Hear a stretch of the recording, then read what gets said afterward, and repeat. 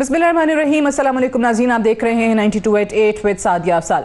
नाज़रीन, पाकिस्तान की सियासत का दर्जा हरारत हर गुजरते दिन के साथ मजीद बढ़ता चला जा रहा है। वैसे भी मई का महीना है। थोड़ी देर पहले साबिक वज़ीर आज़म इमरान खान मर्दान में अपने कारकुनों से खिताब कर रहे थे और ये कह रहे थे कि मैं 70 साल का हूं और मुझे गर्मी नहीं लगती, तो आपको भी यकीनी तौर पे नहीं लगेगी। 20 मई के बाद जब भी तारीख का ऐलान करूंगा तो इस्लामाबाद की तरफ आपने आना है।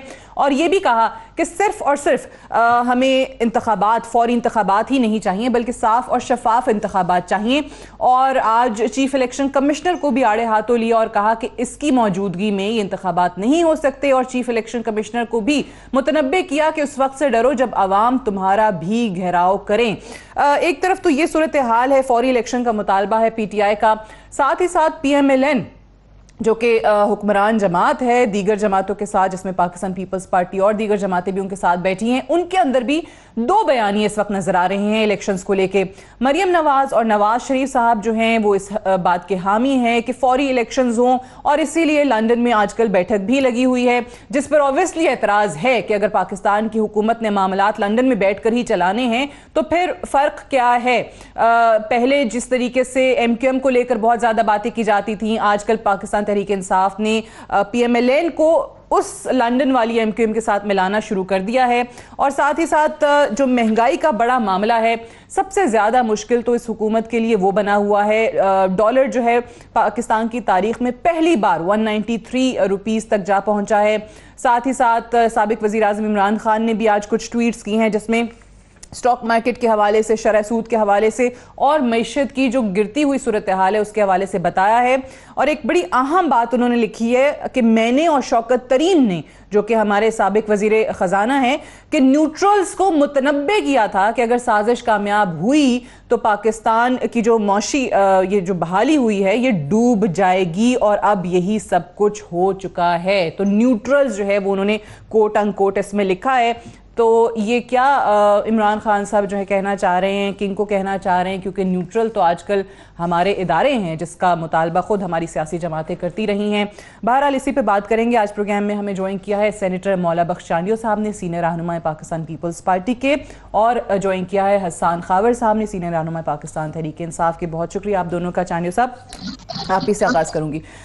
इमरान खान साहब जिस तरीके से आज कह रहे हैं कि ये हुकूमत के बस की बात नहीं है, मईशत का सत्यानाश वो कहते हैं हो गया है और अब अमेरिका जो कि लेके आया है इस हुकूमत को उसके पास जा रहे हैं, भीख मांग रहे हैं, वहां से भी पैसे नहीं मिल रहे, तो ये मईशत वाकई हुकूमत की बस से बाहर हो गई। ये तो बात ठीक है, खान साहब सही कह रहे हैं। अच्छा, कि पैसे मांग रहे हैं, इनके बस की बात नहीं है। अच्छा, वो जाहिर खुद करके गए हैं, उनको पता है जो मैं तबाही करके गया हूँ वो इन 6-7 दिनों 10 दिनों में इनके ठीक करने के बस की बात, हुक्मरानों के बस की बात नहीं है।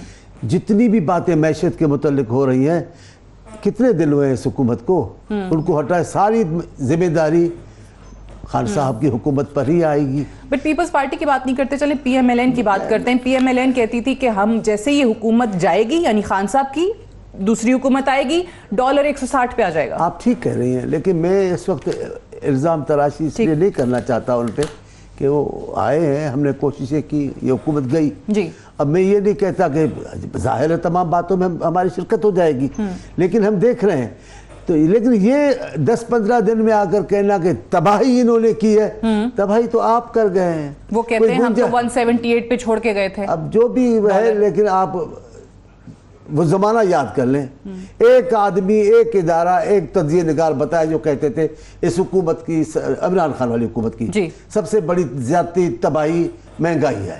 अब वो सारा सूरत हाल तो खुद छोड़ गए, ज़ाहिर है इतने अरसे में से तो नहीं संभाली जाएगी। अब आप जो बातें करते हैं खान साहब की, उनकी शहबाज शरीफ साहब की बयानियाँ की है उनकी, वैसे शहबाज शरीफ साहब तो देखिए ऑब्वियसली पहली दफा वो वजीर आजम बने, उनकी तो ख्वाहिश होगी कि हुकूमत चले 1 साल, जैसे उन्होंने सहाफ़ियों से मुलाकात में भी कहा।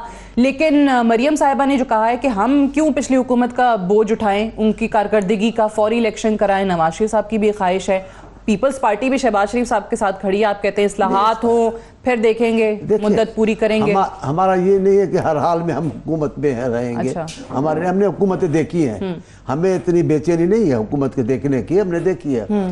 हमारे बिलावल साहब की वालदा वजीर आज़म, बिलावल साहब का वालिद सदर पाकिस्तान, बिलावल साहब का नाना वजीर आजम, बिलावल साहब, हमें ये नहीं है जल्दी, हम चाहते ये थे कि इलेक्शन पे, इंतखाबात पे अवाम का एतमाद रहे, और जो इन्होंने इकदाम किए थे उनसे इलेक्शन मशकूक हो जाती, क्योंकि खुद भी मशकूक तरीके से जीत के आए। ठीक है, आज वो जो बोल रहे हैं, जिनको न्यूट्रल न्यूट्रल कह रहे हैं, ये तो अफसोस है। ये इसी पे हसन खावर साहब, ये मईशत की ऑब्वियसली बुरी हालत है, इससे कोई इनकार नहीं कर सकता। हर गुजरते दिन के साथ हम देख रहे हैं किस तरीके से फ्री फॉल आपको इकोनॉमी का नजर आ रहा है। लेकिन ये जो खान साहब ने कहा है कि मैंने और शौकत तरीन ने न्यूट्रल्स को ये बता दिया था, मुतनब्बे कर दिया था, तो ये न्यूट्रल्स किनको कह रहे हैं? न्यूट्रल तो आजकल हमारा इदारा है जो कि हमारी सियासी जमातों की हमेशा से डिमांड रही है। जी, हो सकता है उन्हीं को कहा हो, अब वो तो बेहतर बता सकते हैं, लेकिन जाहिर है कि हर शख्स न्यूट्रल कह रहा है, तो हो सकता है उन्हीं को बताया हो। मैं तो यही उनका पढ़ के और सुन के मतलब अक्स कर चुका हूँ। लेकिन देखिए, बात मैं आपको बताऊं कि इस वक्त जो आपने बात की ना कि स्टॉक मार्केट नीचे गिर रही है, रुपए की कदर नीचे गिर रही है, उसकी बुनियादी वजह क्या है? उसकी बुनियादी वजह ये है लैक ऑफ प्लानिंग, कोई क्लैरिटी नहीं, किसी किस्म की कोई पॉलिसी नहीं और गैर यकीनी सूरत हाल। देखिए, लोग सवाल ये करते हैं, लोग ये नहीं कहते कि आप 6 हफ्ते के अंदर मुल्क की डायरेक्शन बदल दें, मुल्क की तकदीर बदल दें। लेकिन पहली चीज है फ्यूल सब्सिडीज। ठीक है, पहले ये लोग कहते रहे ऑपोजिशन में बैठ के कि जी पेट्रोल की कीमत बढ़ रही है, मुखालफत करते रहे कि इंटरनेशनल प्राइसेस पास ऑन ना करें।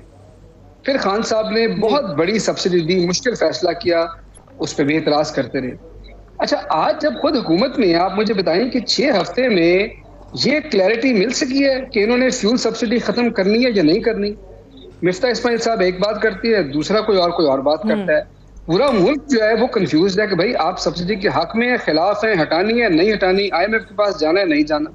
दूसरी बात, आपने IMF के प्रोग्राम के ऊपर एक पोजीशन ली, आपने कहा जी स्टेट बैंक का कानून जो है ये गलत है। जाहिर है कि वो सब देख रहे हैं कि जी अब आप आए हैं, अब आपने क्या वापस जाना है, नहीं जाना, क्या करना है। एक्सचेंज रेट पॉलिसी के ऊपर आप एक बात करते हैं, लंदन में डार साहब दूसरी बात करते हैं। लोग कह रहे हैं वजीर खजाना कौन है, इसहाक डार की बात माने या मिफ्ता इस्माइल की बात करें। मिफ्ता इस्माइल एक बात करते हैं, उधर से बात आती है अभी जो वजीर खजाना है वो तो मिफ्ता इस्माइल ही है, लेकिन वो ये कहते हैं कि IMF से मुआहदे में इतनी गलत जो शर्तें उनकी मानी गई हैं ना कि उसकी वजह से महंगाई हुई है। इस प्रोग्राम से निकलेंगे तो ही हालात बेहतर होंगे। सादिया, मिफ्ता इस्माइल की बात इसहाक डार नहीं मान रहे, आप चाहती हम मान जाए।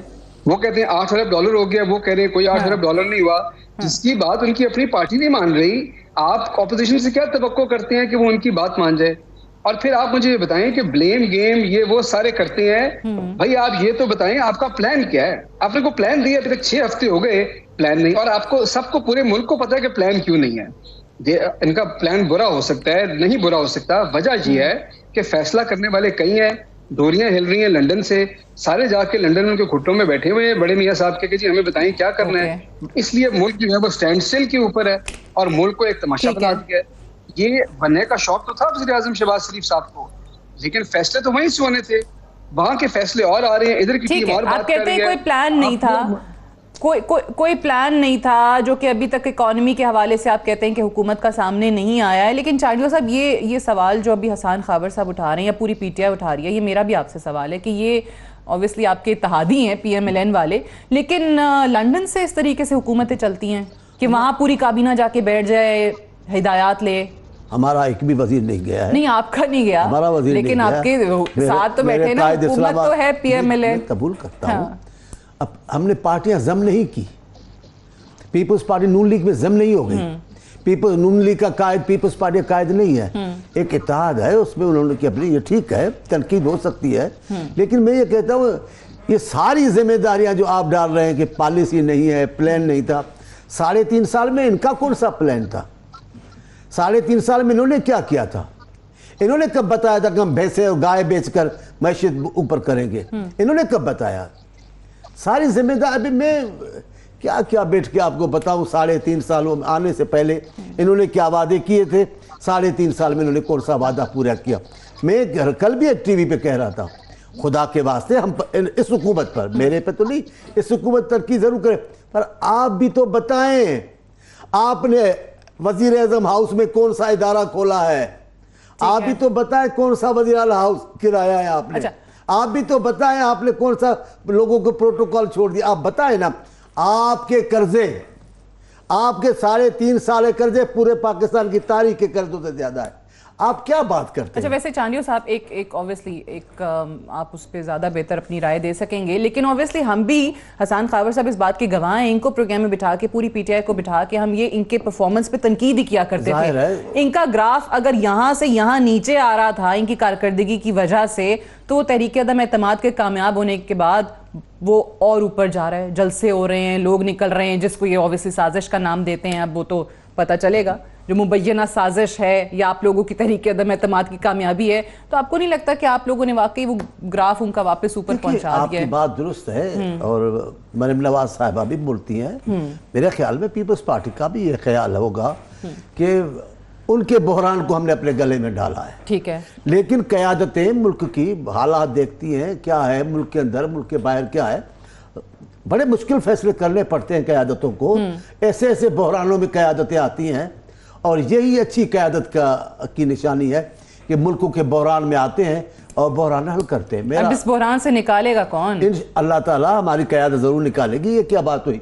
अल्लाह तो निकालेगा, पाकिस्तानी तो दुआ करते हैं इंशाअल्लाह ताला, लेकिन हुकूमत किस लिए? इस अंदाज से नहीं मैं अल्लाह ताला की बात कर रहा, लेकिन जो कुछ ताकत देगा अल्लाह ताला देगा। हमें उम्मीद तो उससे रखनी चाहिए। करेगा कौन? करेगी ये क़यादत, पीपल्स पार्टी क़यादत, मुस्लिम लीग। मिलकर बैठना पड़ेगा इनको। लेकिन आपके खिलाफ साजिश हुई या नहीं, पर आप साजिश कर रहे हैं। अच्छा, ये आपके अपने बहरान को आप बरी करके बड़े बगले बजाते जा रहे हो। डॉलर बढ़ गया, महंगाई, ये आप कर गए हैं। वो तो आप देखें ना, वो तो उनको मौका ही नहीं मिलता साजिश के अलावा कोई बात करने का। उनको तो आपने उनको कहने का क्या है? दुनिया क्या कह रही है? आज भी वही कह रही है। हमें सिर्फ ये कहते हैं दुनिया के लोग। मैं ईमानदारी से, आपको पता है मैं बहुत कम ही झूठ बोलता हूँ। बहुत कम, आपको पता है। लेकिन मैं ये कहता हूँ दुनिया के हमें ये जरूर कहते हैं, यार क्या मुसीबत पड़ी थी, आपने इतने बहरान को अपने गले लगा दिया। तो मैं कह रही हूँ ना कि इनका ग्राफ अगर इनकी कारकर्दगी की बुनियाद पे खुद ही वापस आ रहा था। तो कहता हूँ, लेकिन क़यादतें मुल्क के हालात देखकर बड़े कड़वे फैसले करते हैं। ठीक है, मुल्क के हालात ऐसे मुसीबत वाले फैसले, रिस्क लेना पड़ा, ऐसे मुसीबत वाले फैसले करते कि क़यादतों की जिंदगियां खतरे में पड़ जाती है। हसन खावर साहब, एक बात बताइए, आज ऑब्वियसली जिस तरीके से खान साहब कह रहे थे कि 20 मई के बाद बताएंगे, इस्लामाबाद का बाना है और अवाम का समंदर होगा। उन्होंने कहा कि ये लोटों को, जो कुछ भी अवाम को जो लोटे नज़र आ रहे हैं वो चीफ इलेक्शन कमिश्नर को नज़र नहीं आ रहे। चीफ इलेक्शन कमिश्नर, ये कानूनी मामला नहीं है, ये इखलाकी मामला है। चीफ इलेक्शन कमिश्नर लगाया किसने था? देखिए, मैं पहले इस बात से आने से पहले जो आप चांडियो साहब से बात कर रही थी, मैं आपको एक बात बताऊं कि ये जो भी आप कह रहे हैं ना चांडियो साहब कि हमने गले में डाला है, इन्होंने गले में नहीं डाला, इन्होंने मुस्लिम लीग नून के गले में डाला जो भी डाला। देखिए, बात ये है, इन्होंने तो ना कोई फाइनेंस मिनिस्ट्री पकड़ी ना एनर्जी पकड़ी। Good one. अब देखिए बात ये है, चांडियो साहब ने ये कहा कि जी हमारा तो कोई मिनिस्ट्री बात तो वैसे सही कर गए। देखिए, बात ये है, जिस तरह ये कह रहे हैं ना कि हमारा तो कोई काबीना का मेंबर लंदन नहीं गया। आप खावर भाई ऐसी जहानत हुकूमत में दिखाते हैं ना। बात तो सच है चांडियो साहब। देखिए सर, ऐसी जहानत देखिए चांडियो साहब हुकूमत में दिखाते हैं तो लोगों को आसानी मिलती। उधर तो आप ऐसे बैठे रहे। सर देखिए, हुकूमत में दिखाई थी, वो देखना आपको सूट नहीं करता था, अब आपको सूट करता है। लेकिन देखिए, मैं आपको ये कहूँ कि ये जो आपने बात की है ना, बड़ी अहम, सबसे अहम बात चांडियो साहब ने आज की एक जुमले में। उन्होंने कहा कि हमारे काबीना का तो कोई मेंबर लंदन नहीं गया, और ये ही आगे बयानिया आहिस्ता आहिस्ता बदलेगा जैसे जैसे हुकूमत के हालात खराब होंगे। पीपल्स पार्टी ये बयानिया लेगी कि हमने तो सब सही मशवरे दिए थे, ये इनका कसूर है, और ये सारा का सारा जो ब्लेम है उनके गले में डलेगा। इनको अल्लाह के फजल से जरदारी साहब ने नून लीग को ऐसी बंद गली में खड़ा किया है कि ना आगे जा सकती है ना पीछे जा सकती है। इसीलिए तो 3 दिन से लंदन बैठे। तो फिर आप ऐसे ही कहते हैं कि जरदारी साहब को सियासत नहीं आती। देखिए, अब बात यह है कि जरदारी साहब को सियासत आती भी है और उन्होंने तो हर दफा इनके साथ ये किया और वो एक दफा फिर बन गए। बहरहाल, दूसरी बात यह है कि जो आपने बात की है ना, ये वोटों के हवाले से, मुनर्रिफ अराकीन के हवाले से, देखिए बात यह है, पाकिस्तान की जो चीफ इलेक्शन कमिश्नर वाली बड़ी सादा बात है। पाकिस्तान की जो आईनी तारीख है और कानूनी तारीख है, उसमें दोनों तरह की आपको मिसालें मिलती हैं।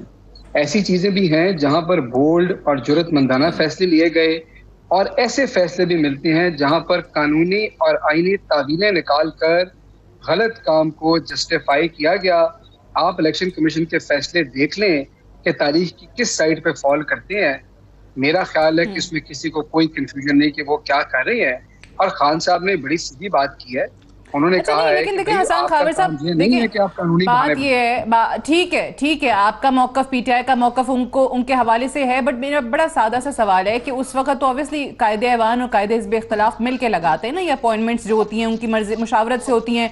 सो उस वक्त तो पाकिस्तान तहरीक इंसाफ की तरफ से इनका नाम दिया गया था जो मौजूदा चीफ इलेक्शन कमिश्नर है। फिर उसके बाद अभी हालिया जलसों के अंदर खान साहब इंकशाफ कर रहे हैं कि ये तो नाम कहीं ऊपर से आया था। तो अगर वाकई असूल की बात थी तो उस वक्त नहीं मानना चाहिए था, अगर किसी इदारे की तरफ से ये नाम आया था या डिक्टेशन मिली थी, ना मानते फिर जब आपको पता था। आज जो उनका बैकग्राउंड बता रहे हैं उस वक्त भी पता था। जी मैं आपको बताता हूँ।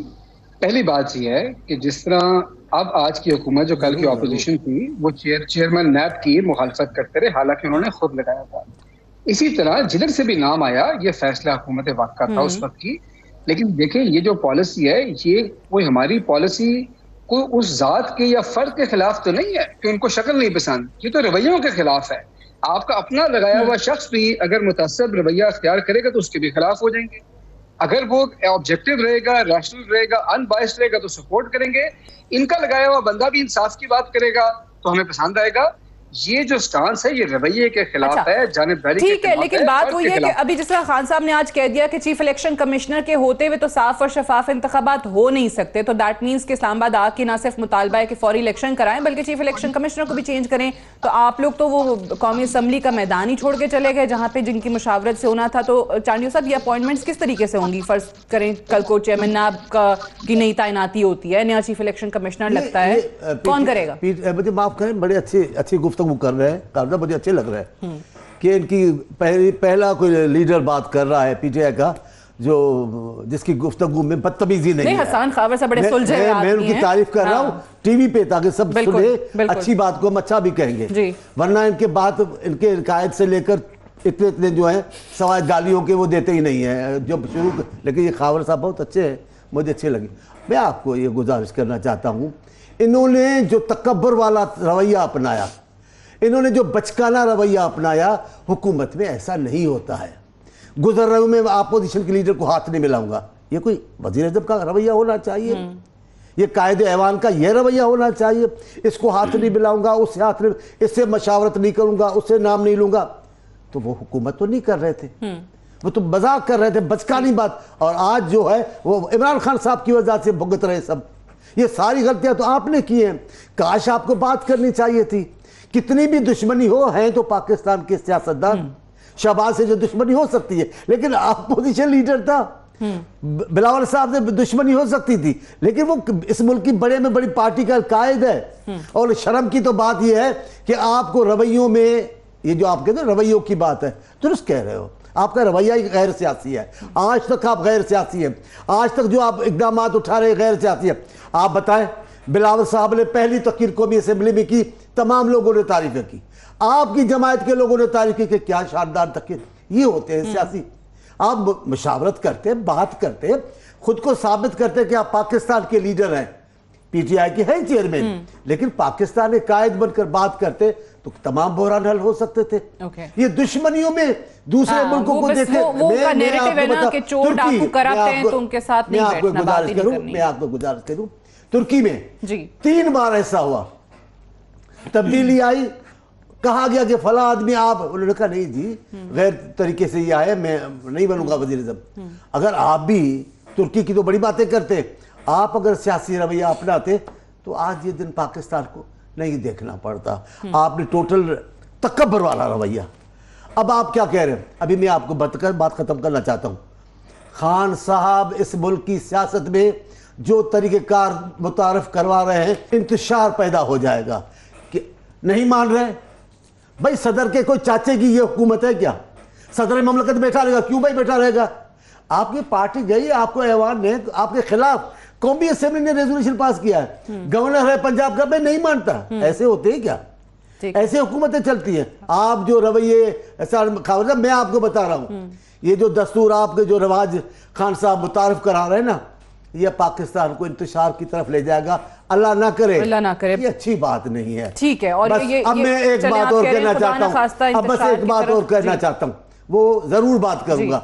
वो ये है, आ रही है मेरी बात? जी जी बिल्कुल बिल्कुल। वो ये है कि आप इदारों पर तनकीद का रास्ता खोल गए थे, खुदा के वास्ते अब इनको रोको।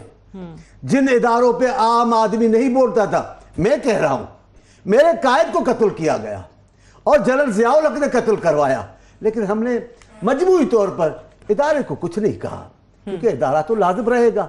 अभी मैं आपको कहता हूं, अभी आप अपनी ये गुफ्तगू और आलमाना अंदाज है जो आपको बोलने नहीं आता, आपको जबान का पता ही नहीं है, लेकिन आप जरा धीरा करें, इस धीरज से काम नहीं लेंगे खान साहब, मुल्क में इंतशार आ जाएगा। आप लीडर नहीं बनेंगे, ना करे कि आप गोरबाचोफ बन जाएंगे या केओस की तरफ जाएं। ब्रेक ले लें, ब्रेक से वापस आएंगे तो ये भी बात करेंगे कि साबिक वजीर दाखिला शेख रशीद जो है, उन्होंने कहा है कि अगर हालात ऐसे ही रहे तो अंदेशा है कि यहाँ पर भी हालात श्रीलंका वाले हो जाएंगे। इस पर भी बात करेंगे एक वक्फे के बाद।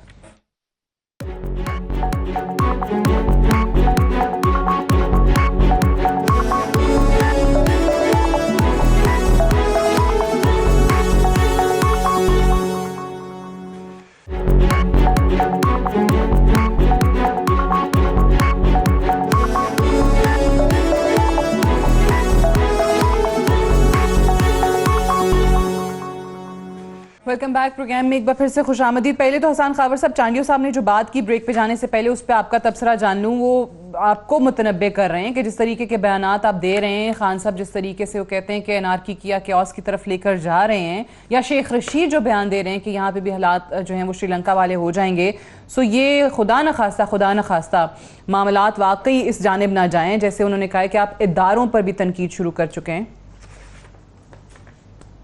देखिए, पहली बात तो ये है कि अल्लाह ना करे कि पाकिस्तान में कभी इंतशार आए, और अल्लाह करे कि पाकिस्तान रहती दुनिया तक ऐसे मुत्तहिद रहे और सब इकट्ठे रहें। श्रीलंका की जो हम एग्जांपल्स देते हैं, तो श्रीलंका की मिसाल तो बड़ी क्लियर है कि 4 लोग ख़ानदान के, कोई प्रेसिडेंट बन गया, कोई वज़ीर आज़म बन गया, कोई फाइनेंस मिनिस्टर बन गया, ना किसी को मईशत का पता था, ना पॉलिसी का पता था, और उसकी वजह से वहाँ पर जो हालात आए वो सबके सामने हैं। तो अगर हम उस रूट पे नहीं, उस ट्रैजेक्टरी पे नहीं जाना चाहते, तो फिर ज़रूरी है कि हम वो गलतियां ना करें कि जो हमारे मुल्क में आज हो रही हैं। और वहाँ पे जो क्राइसिस है वो इसलिए थोड़ी आया कि एक पॉलिटिकल लीडर ने कहा कि मैं किसी से हाथ नहीं मिलाऊंगा। वो तो इसलिए आया कि वहाँ पर एक फैमिली अपने इंटरेस्ट को सामने रख रही थी और मुल्क का इंटरेस्ट बाद में आ रहा था। दूसरी बात अपना इदारों के हवाले से की, मेरे ख्याल में कि वो बात तो शायद इनकी जो अपनी कोalition की लीडर हैं मरीम नवाज, उनको ज़्यादा बताने की ज़रूरत है, क्योंकि हम लोगों का जो इदारों के बारे में स्टेटमेंट्स और इज्जत करते हैं उसका तो रिकॉर्ड मौजूद है। अच्छा, जो बड़ी एक अहम चांडियो साहब ने बात की, देखिए मैं एक बात बड़ा खुल के कहता हूँ, बिलावल साहब के हवाले से उन्होंने सवाल, मैं बिलावल साहब की वालदा मरहुमा की बहुत इज्जत करता हूँ, मैं बिलावल साहब के नाना की उससे भी ज़्यादा इज्जत करता हूँ, लेकिन मैं बिलावल साहब की इज्जत सिर्फ इसलिए नहीं कर सकता कि वो उस खानदान के हैं। अगर वो अर्न करेंगे अपनी पॉलिसी से, अपनी सियासत से, तो इसी तरह करूंगा जैसे उनकी वालदा और नाना की करता था, लेकिन इसलिए सिर्फ नहीं कर सकता कि वो उस खानदान के चश्मो चराग हैं। अच्छा, एक बात और है, बदकिस्मती हमारे मुल्क की ये है कि वो लोग जो अनकॉम्प्रोमाइजिंग बात करते हैं, जो सफ़ेद का सफ़ेद और काले को काला कहने की जुर्रत रखते हैं, हम ये कहते हैं कि वो गैर सियासी हैं। और सियासत के नाम पे हमने ये कहना शुरू कर दिया कि सियासत तो कॉम्प्रोमाइज का नाम है। वो कॉम्प्रोमाइज करते करते आज इस स्टेज पे आ गए, विद ड्यू रिस्पेक्ट, कि चांडियो साहब की पार्टी और मुस्लिम लीग नून आज एक हुकूमत का पार्ट है। शहबाज शरीफ वज़ीर आज़म है, बिलावल उनके फॉरेन मिनिस्टर हैं। हालांकि इनके बारे में जो आपस की बातें थी, हिस्ट्री गवाह है, मैं तो वो बातें गैर सियासी लोगों की वजह से हुआ। देखिए, तो नहीं, मैं कह रहा हूँ कि गैर सियासी नहीं, जो खान साहब की तरह का बंदा है जो कहता है मैं हाथ नहीं मिलाऊंगा, सफेद सफेद है, काला काला, उसको हम कहते हैं गैर सियासी। और सियासत को हम कहते हैं, हमने बना दिया कॉम्प्रोमाइज। और कॉम्प्रोमाइज करते करते इधर तक आ गए कि पिछले 30-40 साल की हिस्ट्री भूल जाते हैं। बिलावल साहब उनके फॉरेन मिनिस्टर बन गए, तो अगर सियासत एक ऐसे कॉम्प्रोमाइज का नाम है जिसमें आप किसी प्रिंसिपल के लिए स्टैंड नहीं करते, किसी चीज के लिए खड़े नहीं होते, तो ठीक है, तो गैर सियासी तरीके से सियासत कर ले, कम से कम किसी चीज के लिए खड़े तो हम होंगे। चलें ठीक है, चांदी साहब गैर सियासी तरीके से ही चलें, वो कह रहे हैं सियासत कर लें, लेकिन ये इदारों के हवाले से वो कह रहे हैं कि आपके साथ खुद जो कोalition में मरियम नवाज साहिबा उनके हैं और शेख रशीद साहब जो बातें कर रहे हैं। शेख रशीद का साहब को तो मैं अभी फौरन जवाब दे रहा हूं, लेकिन इन्होंने बड़ी अच्छी बात की है और इन्होंने पहले तो भुट्टो साहब की और बीबी की तारीफ की है। मैं इनकी शुक्रगुजार हूँ कि आपने हकीकत को तस्लीम किया है। और मैं आपको आज बता दे रहा हूँ, ये टीवी पर बोल रहा हूँ, इंशाल्लाह आप देखेंगे आने वाले दिनों में आप बिलावल साहब की भी तारीफ करेंगे। अच्छा, बिलावल साहब भी इंतहाई बादशाह पूरी पीटीआई, पूरी पीटीआई का तो मुझे नहीं पता है कहाँ चले जाएंगे। लेकिन अगर यहाँ इनकी खावर साहब की बात हो रही है अनकरीब, क्योंकि ये बड़ा उसूल परस्त इंसान है, भुट्टो साहब की और बीबी की बात करें, अनकरीब आप बिलावल साहब की भी तारीफ करेंगे। दूसरी बात मैं आपको बताता हूँ, ये आपस में जुड़ गए, आप भूल गए हैं, आपको पता नहीं, आप नौजवान है, पता नहीं, मुझे नहीं दिखाई दे रहा इस वक्त टीवी पे आपकी उम्र क्या है। पाकिस्तान को जब बहरान पेश आया तो भुट्टो साहब जिसको आप पूज रहे हैं, अहमद कर रहे हैं, वो नूरुल अमीन के नायब वजीर बनकर भी पाकिस्तान अक़वाम मुत्तहिदा में गए थे। क़यादतें ऐसे करती हैं, जब बहरान कौम के दरपेश कौम के आ जाए तो क़यादत क्या कहेगी, आपके कायद की तरह तकब्बुर करेगी, मैं इमरान खान हूं, कैसे कर सकता हूं, ऐसे नहीं होता है। भुट्टो साहब नायब वजीर आज़म बनकर नूरुल अमीन के अक़वाम मुत्तहिदा में गए। तो बहरान में कौम लीडर नहीं आएगा तो और क्या, बहरानों में ही तो क़यादतें जाहिर होती हैं। आप अनकरीब बिलाओ, अब आपकी एतराज़ है कि हम मिल गए और हमारा उनके बयानिया से वास्ता नहीं है, हमारा लंदन के इजलास से मेरा वास्ता नहीं है, मेरा वास्ता मेरी पार्टी से वास्ता है, हम पार्टी में हैं। हाँ, अगर मुल्क ऐसे इस किस्म की बदकिस्मती से आपके पैदा करदा बहरान में जो घेरे में आ गया है, उसमें क़यादतों को निकालने के लिए अगर थोड़े दो कदम पीछे हटने पड़े तो हमें आपकी बुराई करने की कोई परवाह नहीं है। हम सिर्फ ये चाहते हैं अल्लाह ताला करे पाकिस्तान बहरान से निकले, अल्लाह ताला करे पाकिस्तान फिर तरक्की के रास्ते पे चले। ऑब्वियसली चाहते हैं, लेकिन आप नहीं समझते कि इलेक्शंस के अलावा इस वक्त वाकई कोई हल नहीं है जिस पे आपकी इत्तेहादी जमात भी अब आ गई है कि करा दें, चलें। दुरुस्त है, जो उनके दुरुस्त है। मैं जमहूरी कारकुन हूँ, पीपल्स पार्टी कारकुन हूँ, मैं गैर जरूरी हुकूमत को तूल देने कहा भी मैं, न मेरा कायद है न मैं हूँ, बात ठीक है, इलेक्शन ही इस मसले का हल है। लेकिन ये जो इन्होंने ये जो कुछ खिचड़ी पकाई हुई है इलेक्शन को दूर करने के लिए जो चीजें करनी है वो थोड़े वक्त में कर ले, है मसले का हल तो इलेक्शन है। हमने हर दौर में इलेक्शन की बात की है। भुट्टो साहब को क्यों कत्ल किया गया, भुट्टो साहब ने क्या मांगा था, इंतखाब, अवाम के लिए वोट का हक। बीबी को क्यों कत्ल किया गया, अवाम, इलेक्शन, इंतखाब। और उनका मुतालबा क्या था, बिलावल साहब जो इतना अरसा लड़ाई कर रहे थे, लॉन्ग मार्च कर, क्या मुतालबा था, इंतखाब, अवाम को वोट का हक दो। हम उसके मुखालिफ नहीं है, लेकिन हम ये जरूर चाहते हैं कि इंतखाब पर अवाम का एतमाद कायम रहे, जैसे आप आए थे ऐसे इंतखाब न हो। अच्छा, जिस तरह से, ठीक है। तो अभी हसन खावर साहब, आप लोग तो कहते हैं कि जी वो साफ और शफाफ इंतखाबात आपको तभी काबिल कबूल होंगे जब चीफ इलेक्शन कमिश्नर ने आएगा, और दूसरा ये जो ईवीएम वाली बात है, या आप इस हुकूमत को कहते हैं कि जितनी इस्लाहात आप लाने की कोशिश कर रहे थे जिसमें ओवरसीज पाकिस्तानीज का वोटिंग राइट भी है, कि ये तो सिर्फ उसको ख़त्म करने आए हैं, उसके हवाले से तो वो पहले ही बता चुके हैं कि आप लोगों के इकदाम जो हैं वो अमली इकदाम नहीं थे, खुद इलेक्शन कमीशन जो है ये बात कर चुका है। तो फिर ये कैसे होगा, सिर्फ चीफ इलेक्शन कमिश्नर चेंज होगा तो आपको लगता है कि आपकी मर्जी के मुताबिक जो है वो चीजें चलेंगी और इलेक्शंस वैसे ही होंगे? देखिए, बात तो क्रेडिबल प्रोसेस की है ना, कि इलेक्शंस जो है क्रेडिबली होने चाहिए। अगर आप चीफ इलेक्शन कमिश्नर को चेंज करके कोई और ऐसी हरकतें करते हैं जो क्रेडिबिलिटी ना खराब करे तो खराब है। देखिए, ये सारी बात क्रेडिबिलिटी की। दूसरी बात यह है कि ईवीएम के ऊपर हमारा सारा मुखालफत इसलिए थी कि हम हुकूमत में थे, और अपोजिशन उस वक्त का कहना यह था कि जी ये धांधली के लिए इस्तेमाल हो सकती है। अब तो हम हुकूमत में नहीं हैं, हम तो अपोजिशन के अंदर हैं, केयर टेकर गवर्नमेंट आएगी, हमारे से कोई डायरेक्ट रब्ता तो उन मशीनों का होना नहीं कि हम उसमें कुछ फीड कर देंगे। तो मेरे ख्याल में इस मसले का ये बड़ा अच्छा मौका है कि इस वक्त की जो हुकूमत है ठंडे दिल से जायजा ले कि अगर ये अच्छी टेक्नोलॉजी है तो इसको आगे लेके चले, इसके खिलाफ ना हो। दूसरी बात ईवीएम से भी ज्यादा, नहीं है। ईवीएम तो इलेक्शन कमीशन के खाते में डाल देंगे, इलेक्शन कमीशन को तो ये डाल देंगे। मैं ईवीएम पे भी चांदी साहब बात कर सकता हूँ, लेकिन बात लंबी हो जाएगी। ईवीएम तो ये इलेक्शन कमीशन के खाते में डाल देंगे, लेकिन असल मसला है ओवरसीज के वोटर्स का, जहाँ पे डर है, इनको पता है कि इमरान खान साहब की मकबूलियत बहुत ज्यादा है। ये सबसे बड़ी चीज है। और दूसरी चीज है नैब के रिफॉर्म्स। नैब के रिफॉर्म्स का मतलब ये है कि नैब को खत्म किया जाए। वो भी, उसकी भी पॉलिटिकल कॉस्ट है, उसकी भी पॉलिटिकल कॉस्ट जो है वो कौन पे करेगा? वो वही पे करेगा जो वज़ीर आज़म है।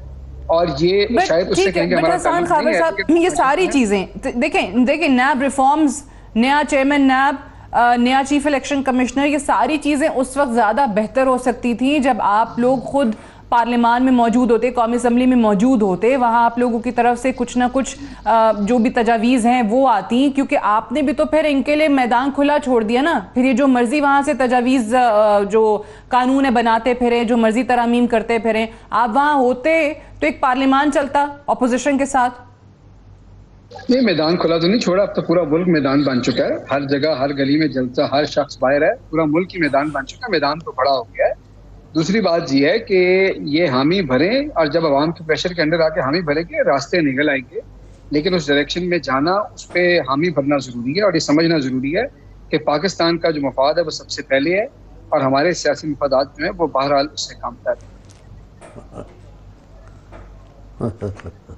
ये चांदी साहब असल चीज़ ये है, ये अवाम को ऑब्वियसली जो निकाल रहे हैं और इस्लामाबाद जो ला रहे हैं वो तो प्रेशराइज, वो कहते हैं इतना कर देंगे, वो धरना ऐसा हो जाएगा, इतनी आवाम निकल आएगी कि फिर आप लोगों के पास कोई रास्ता ही नहीं रहेगा। देखिए, मैं एक बात बताऊं, हमें डर नहीं है। इंतखाबात कल हो जाएं, पीपल्स पार्टी खौफ नहीं है। पीपल्स पार्टी जब से आई है तब से इम्तिहानात में है। हुकूमत में होते हुए भी अपोजिशन का किरदार अदा करती रहती है। उस पर इतनी तकलीफें, उसके लिए इतनी आड़े। मैं ये कह रहा हूँ, ये जो हमारी हुकूमत आती है, ये कहाँ से तज्जिया निगार आते हैं जो हमारे बखिए दे देते हैं, और किसी हुकूमत में नहीं आते। ये जितनी रुकावटें हमारे हुकूमत में आती हैं, उसकी मैं तफसील बताऊंगा तो ये कहेंगे ठीक कहा बीबी ने कि एक इलाके का वजीर आज़म और है, एक का, ये हम मजबूर हुए थे कहने का। आज भी ये बात है, हम इंतखाबात के खिलाफ नहीं हैं।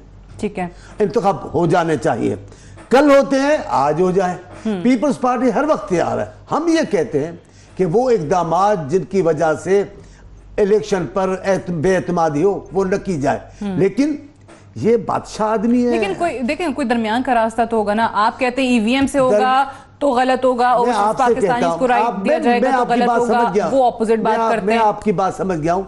दरमियान में कौन बात निकालेगा? जो मुंह उधर करके बैठे, बात करने को तैयार नहीं, ये दरमियान में कैसे निकालेंगे? इनके चेहरे से, इनके सर से तकब्बुर हटे तो कौमी लीडरों से बातें करें। वो जितने न्यूट्रल्स को शेख रशीद ने भी कहा था ना, वो लोग जो हैं वो, शेख रशीद देखें मेरे लिए बड़े मोहतरम हैं। क्या शेख रशीद बड़े मेरे मोहतरम हैं। वो बड़ा, जब भी मेरा जिक्र करते हैं बड़े प्यार से करते हैं, मैं भी करता हूँ। लेकिन ये मुल्क की हालात है, मैं हैरान हूँ अपने महबूब शेख रशीद पर। कभी ऐसा नहीं था। आपको नून लीग भूल गए? शेख रशीद तो अभी भी दबी दबी बात करते हैं। तीन चार सेकंड बता रहा हूँ ना। नून लीग में क्या कहते थे? करके देख लें। अब क्या हो गया है शेख साहब? अब ये कौन सी ताकत आपको मिल गई है? ईमान से मैं बात बताऊं सादिया बीबी, और कोई तब्दीली आई है या नहीं आई है? शेख रशीद के बयान से लगता है कोई तब्दीली आ गई है। आ गई है, आ गई है ना। ये जुर्रत कहां से आई है? ओके, ये ताकत कहां से आई है? जिनके नाम लेकर दो लोगों को डराते थे, अब भी डरा रहे हैं। अच्छा, वैसे ये तो बता दें कि बिलावल साहब को किस वफाकी वजीर ने एक बात की थी कि मार्शल लॉ लग जाएगा? मुझे नहीं पता, मैं झूठ बोलूं? अच्छा, मुझे नहीं पता। लेकिन मुझे ये पता है, बातें बनाकर बिलावल साहब नहीं बताएंगे। शेख रशीद में, इमरान खान साहब में, और लोगों में, और मेरे चेयरमैन बिलावल में ज़मीन आसमान का फ़र्क है। हम हकीकत की बात करेंगे। आसिफ साहब अब देखें, मरे मरे जाते हैं, हर बात में आसिफ साहब का नाम लेते हैं। तो ये तो फतेह है ना एक सियासतदान की, यही तो कामयाबी है। ये तारे सारे, मैं पहले कहता था पीपल्स पार्टी, बिलावल भुट्टो अपोजिशन के अपने मुखालफों के लिए खौफ का नया नाम है। अच्छा, आज आसिफ साहब भी ऐसे ही हैं, वो भी लेकिन पिछले दिन उन्होंने भी वैसे ही बयान दे दिया जैसे मरियम बीबी देती हैं, फिर उस पे फौज की तरफ से बयान भी आ गया। मैं उनकी बातों पर तज्जिया कर नहीं सकता, मुझे इल्म नहीं कि उनके जहन में क्या था, लेकिन हमने कभी मजमूई तौर पर अफवाज पाकिस्तान की बात नहीं की। मैंने कहा ना भुट्टो साहब को कत्ल किया गया, फिर भी हमने मुझे नहीं पता, और मैं मुनासिब नहीं, मैं कारकुन हूँ, मैं आसिफ साहब की तरफ से वजाहतें करूं, पता नहीं वो वजाहत किस किस्म की होगी। सही है। अच्छा, मैं आखिरी सवाल मेरा हसन खावर साहब कि आप लोग जिस तरीके से अवामी दबाव के जरिए ऑब्वियसली इस्लामाबाद आ रहे होंगे, आपका मकसद यही है इलेक्शन अनाउंस हो जाए, हुकूमत नहीं करती, अगर बज़िद रहती है उसी चीज़ पे जो अभी तक लग भी रहा है, तो खुदा न खास्ता अगर आप लोग इस मुल्क को मार्शल लॉ की तरफ धकेलते हैं, तो आपको लगता है कि ये इस तरीके से आप भी बाद में सर्वाइव कर सकेंगे? पाकिस्तान तहरीक इंसाफ अगर बाकी सियासी जमातों को आउट करती है तो आप किस तरीके से सस्टेन करेंगे? मैं आपको ये बताऊं कि हम तो अपने जमहूरी हक का इजहार कर रहे हैं, हम बाहर निकल के बात कर रहे हैं, कानून को अपने हाथ में नहीं ले रहे। ये तो स्पिन डॉक्टर्स एक स्पिन दे रहे हैं ना कि इसको ऐसे भी समझ सकते हैं कि इधर धकेल रही है उधर धकेल रही है, ये स्पिन डॉक्टर्स तो कोई भी बात कर सकते हैं, लेकिन सच ये है कि जमहूरियत जो है उसका जो कोर है वो अवामी राब्ता है, तो हम अवामी राब्ता कर रहे हैं। और जमहूरियत के अंदर ये भी जमहूरियत के रूप में मुताबिक है कि आप एहतजाज करें, आप मार्च करें, आप जलसा करें, वो भी हम कर रहे हैं। तो मुझे तो इसमें कोई गैर जमहूरी चीज नजर नहीं आ रही है, और ये बाकी पार्टियां भी करती थी जो आज हुकूमत में, उस वक्त भी कोई इतराज नहीं था, उसमें कोई गैर जमहूरी अमल नहीं है। अगर कोई कानून को अपने हाथ में लेता है तो ऑब्वियसली एहतजाज करना, सड़कों पे आना, अवामी राब्ते, जलसे, ये जमहूरी हक हैं, लेकिन जिस तरीके से ऑब्वियसली आप कह रहे हैं कि प्रेशराइज किया जाएगा और हुकूमत बज़िद हो जाती है, इलेक्शंस की तरफ नहीं जाया जाता, तो फिर किस तरीके से ये निज़ाम चलेगा? गो कि हम हर इदारे की तरफ से सुन रहे हैं कि वो सियासत में नहीं आना चाहते, लेकिन हमने माजी में भी देखा है कि अनफॉर्चुनेटली कहीं ना कहीं सियासतदान स्पेस खुद दे देते हैं, क्रिएट कर देते हैं इदारों के लिए। I have to wind up है। हसन खावर साहब आपका, मौला बख्श चांदी साहब आपका बेहद शुक्रिया प्रोग्राम में ज्वाइन करने के लिए। That's all for tonight, I will see you tomorrow इंशाल्लाह। इजाज़त दीजिए, खुदा हाफिज़।